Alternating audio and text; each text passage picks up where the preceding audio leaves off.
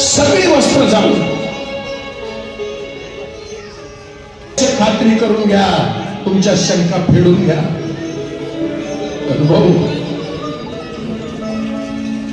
बाबाचे डोळे मोठ्या लाल झाले.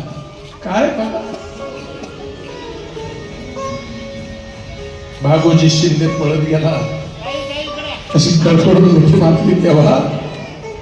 तेव्हा असं नका भागोजी, लोक मला जातीत मोडीत बसले. त्यांना नाही कळालं की ही द्वारकामाई सगळ्या जातीचा उद्धार करण्यासाठी उभी आहे.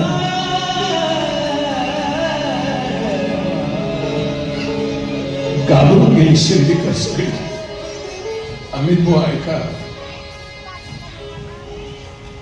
देवा, भागोजी काय म्हणतात, देवा आज शिलांगणाचा दिवस आहे, सण आहे, असं करू नये. बाबू काय म्हणतात, बाबूजी हेच माझं सिमोलन होणार आहे.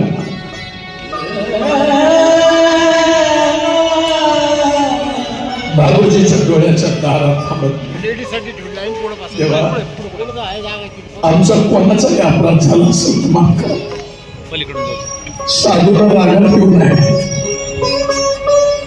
बाबा तसे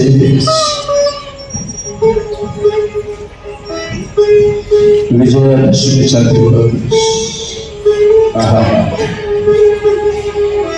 शिर्डीचे रामचंद्र कोते पाटील. सगळ्या घटना का सांगाव्या लागतात ते नेमकं कनेक्शन कळालं पाहिजे. रामचंद्र कोते पाटील आहेत ना,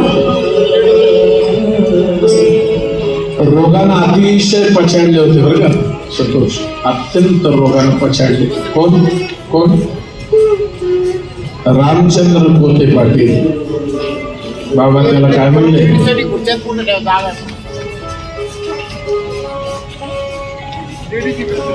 जेव्हा मला कंटाळा आला याच्यातून बाहेर काढा. सोमनाथ भाऊ, मला मरण कशाने येईल तेवढं सांग. तेवढं म्हणतो साईबाबा काय म्हणले, रामचंद्रा तुझी गंडांतराची वेळ टळून गेली, आता तुला काय होणार? बोला, आता तुला काय होणार नाही. परंतु मला तात्या कोत्याची धडधड वाटत नाही. आता बेजारी त्याची पडली. कुणाची?